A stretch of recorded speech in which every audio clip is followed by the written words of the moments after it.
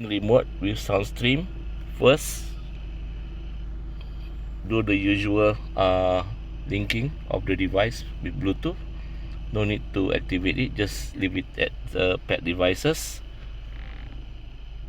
Then go back to home, settings, then go to your system, your car settings.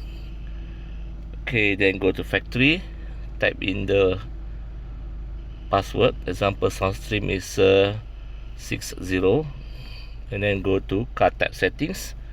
For me, I just put high world, and whatever car, probably your car is a Honda or whatever, and whatever model is it.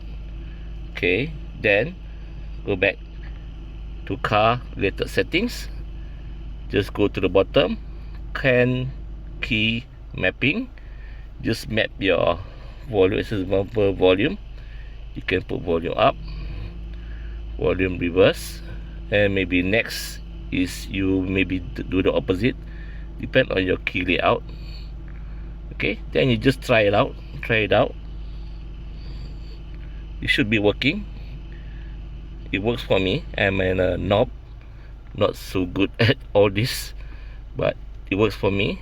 Example, as you can see, I go to the Z-Link and just play anything I want. Okay,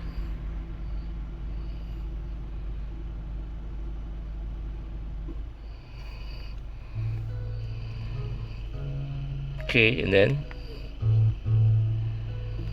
forward, volume up and down, and pause. Okay, that's it for Soundstream. Cheers.